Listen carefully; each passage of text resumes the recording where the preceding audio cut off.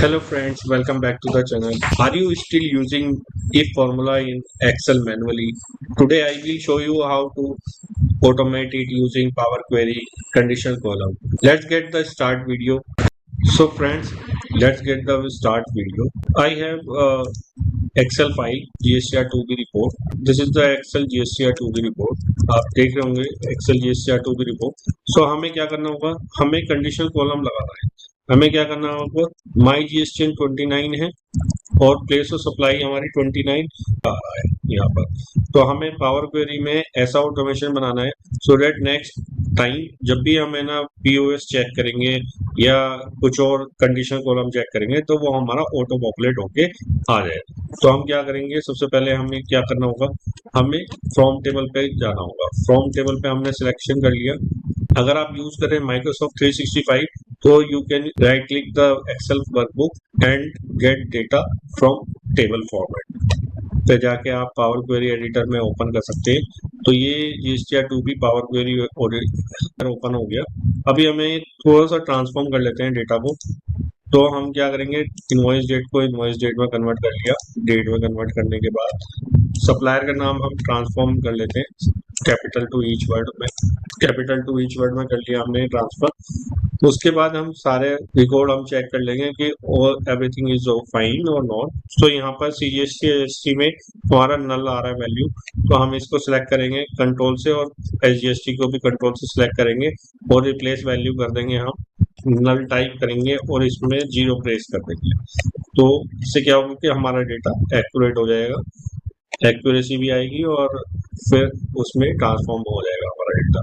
1.2 हो गया। अभी हमें क्या करना होगा, प्लेस और सप्लाई को हम कोडिंग में कन्वर्ट कर लेते हैं।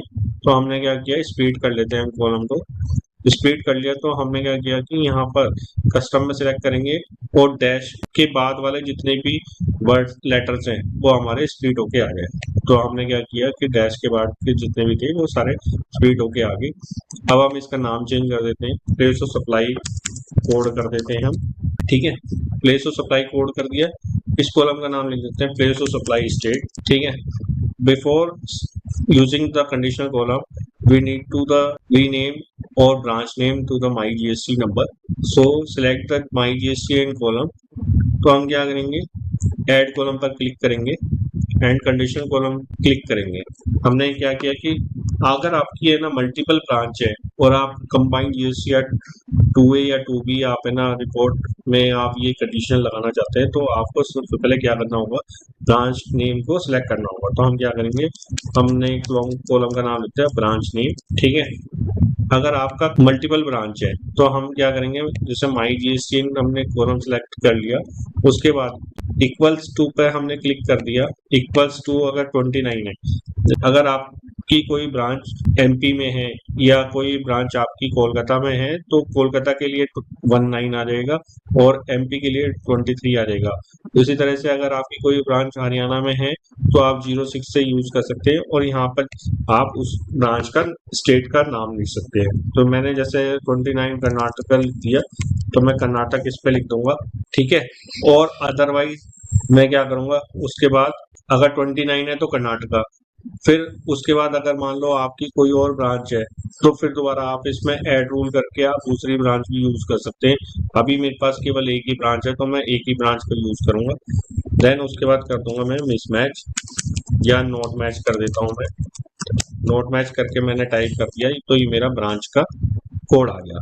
ठीक है, इसके बाद हमारा ये नॉट मैच क्यों आया, क्योंकि हमने इसमें सिलेक्शन नहीं किया था। तो अभी हम क्या करेंगे, यहाँ पर सिलेक्शन किया हमने, यहाँ इक्वल्स की जगह हम स्टार्ट करेंगे बिगिंस विद 29, क्योंकि कॉलम के जो हमारा MyGST नंबर है वो 29 के बाद ना पैन नंबर आ रहा है, तो पैन नंबर रीड नहीं करेगा कंडीशनल कॉलम में। तो हमें क्या करना होगा, ओके। तो अब ये कर्नाटक आ गया, कर्नाटक कर दिया हमने कंप्लीट। इस तरह से हमारा ये वाला मैच हो गया, फर्स्ट कंडीशनल कॉलम हमारा मैच हो गया। अब हम क्या कर रहे हैं, दूसरा कंडीशनल कॉलम लगा रहे हैं। कंडीशनल कॉलम लगा रहे हैं हम, इसका नाम रख रहे हैं हम पीओएस स्टेटस करने के लिए हमें क्या करना होगा, हमने लिखा ब्रांच नेम। अगर हमारी ब्रांच का नेम इक्वल्स है तो हम क्या करेंगे, सिलेक्शन कॉलम किससे इक्वल है, प्लेस ऑफ सप्लाई स्टेट से। तो हमारा मैच आ जाए, अदरवाइज हमारा मिसमैच आ जाए। तो इससे हम क्या आइडेंटिफाई करेंगे, हम आइडेंटिफाई कर लेंगे कि हमारा पीओएस है ना सम टाइम कहाँ पे मैच कर रहा है, कहीं पे मैच नहीं कर रहा है। तो उससे क्या किया, जल्दी से हमारी आइडेंटिफिकेशन इजीली ट्रैक हो जाएगी।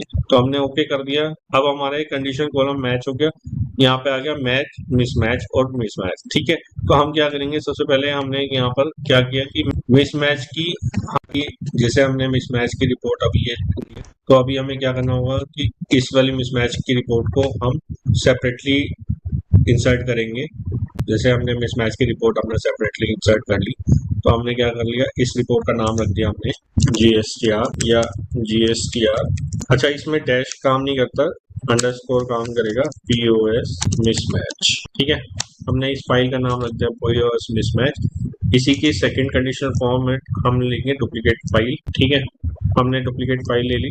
अब डुप्लीकेट फाइल को हम क्या करेंगे, जो डुप्लीकेट फाइल है हमने फिल्टर हटाया, फिल्टर हटाने के बाद हम इसमें सेलेक्ट करेंगे मैच फाइल।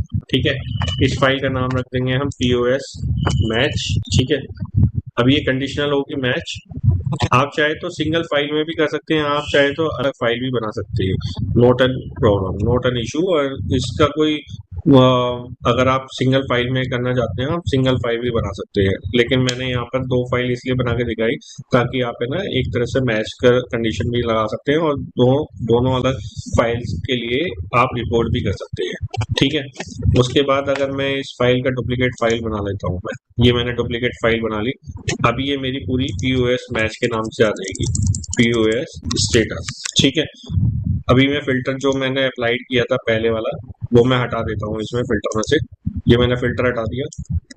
अभी ये मेरी पूरी फाइल क्लियर होके आ गई। अब मैं ब्रांच नेम को सिलेक्ट करूंगा और मूव करके स्टार्टिंग में लेके आ जाऊंगा।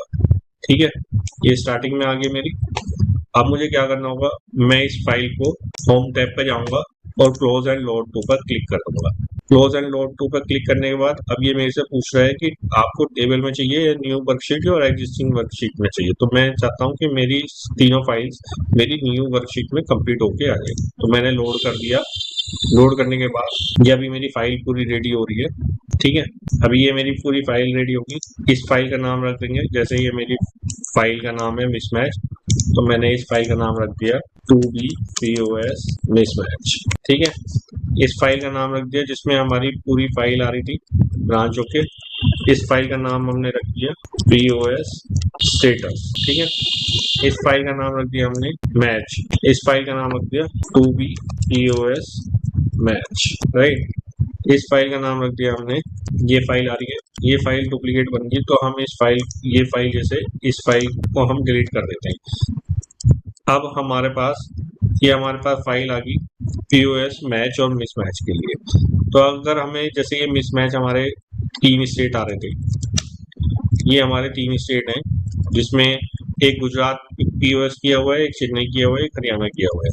ठीक है, लेकिन हमारा ब्रांच कौन सा है, कर्नाटक। तो कर्नाटक का अगर ब्रांच है, तो अगर सप्लायर का GST नंबर हरियाणा से बिलोंग कर रहा है और वो गुजरात POS दिखा रहा है, तो इसका मतलब क्या होगा कि हमें इसका ITC नहीं मिलेगा। क्योंकि अगर हम कोई भी मटेरियल या कोई भी सर्विस अगर हम ले रहे हैं, तो हमारे स्टेट से पर्टेन ही होना चाहिए, तभी हमें उसका इनपुट मिलेगा। तो हम क्या करेंगे, जैसे ये गुजरात हो रहा है, तो हम क्या करेंगे, मेन फाइल पे जाएंगे। मेन फाइल पे जाने के बाद ये गुजरात जहां पर हो रहा है, हमने इसका दोबारा से कर्नाटक कर दिया। लेट सपोज हमने कर्नाटक कर दिया 5500 गंगा स्टोन क्रशर, ये वाला वेंडर था हमारा गंगा स्टोन क्रशर। ठीक है, और ये वैल्यू आ रही थी 5500 की।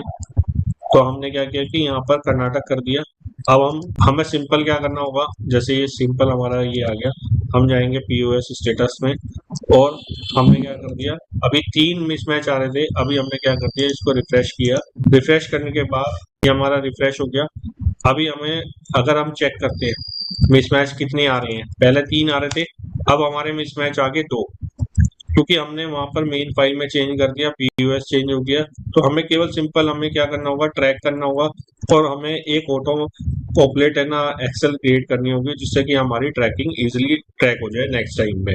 तो हमने सिंपल क्या किया, पहले हमने सीखा कि एक्सेल में कंडीशन कॉलम कैसे बनाए यूजिंग पावर क्वेरी ऑटोमेशन के लिए। उसके बाद फिर हमने क्या किया कि जिससे हमें मैच और मिसमैच की कंडीशन अप्लाई हो जाए, तो ऑटो पॉपुलेट होने के साथ साथ में तो वो कंडीशन भी हमने लगा दी। अब हमें क्या करना होगा, जैसे यहाँ पर मिसमैच आया तो हम इसको भी रिफ्रेश कर देते हैं, तो यहाँ से भी ये रिफ्रेश होके दो ही रह जाएंगे। देखो यहाँ पर एक हट गया, अब केवल दो ही रह गए। मिसमैच कंडीशन यहाँ पर भी आप दो लगा सकते हैं, आप चाहे तो एक सिंगल फाइल में भी कर सकते हैं, आप चाहे तो फाइल भी बना के सेपरेटली फाइल बना के आप रिपोर्ट भी बना सकते हैं। इससे क्या होगा कि आप है ना अलग से फाइल बना के आप है ना पावर पाइवट में यूज करके आप पाइवट टेबल बना सकते हैं मिसमैच की और मैच कंडीशन के लिए। तो ये अगर ये वीडियो आपके लिए हेल्पफुल लगी हो और आपको एक्सेल में इसी तरह के कोई चैलेंज आ रहे हो पीओएस से रिलेटेड या कोई भी कंडीशन कॉलम से रिलेटेड और आप ऑटोमेशन एक्सेल सीखना चाहते हो, तो आप मेरे चैनल को सब्सक्राइब कर सकते हैं, आप कमेंट कर सकते हैं, आप एक्सेल की इस तरह से प्रैक्टिस आप खुद सेल्फ भी करें, ताकि आपको है ना प्रैक्टिस करने के बाद आपको ये प्रैक्टिस हो जाए, ट्रैकिंग हो जाए कि आप कहाँ पे आप स्टक हो रहे हैं तो कहाँ पे आपको सबसे ज्यादा टाइम लग रहा है। देखो मैंने कितनी जल्दी आपका ये काम इजीली ट्रैक करके दिखा दिया। और आप नेक्स्ट टाइम में जब भी आप पीओएस कोई भी चेंज होगा या किसी वेंडर ने आकर आप जीएस या टूबी में या कोई पीओएस चेंज करता है, तो आप उसको इजीली ट्रैक करके ओनली रिफ्रेश बटन क्लिक करना है, और रिफ्रेश बटन के साथ साथ में ये आपको मैच करके और मिसमैच कंडीशन आपको अप्लाई हो जाएगी। अगर आपके लिए यह वीडियो हेल्पफुल लगी हो तो गाइड आप मेरी वीडियो को सब्सक्राइब करें, लाइक करें, शेयर करें। और अगर आपको कोई भी इससे रिलेटेड कुछ भी प्रॉब्लम आ रही है तो आप मेरे चैनल पे कमेंट्स कर सकते हैं, मैं आपका सोल्यूशन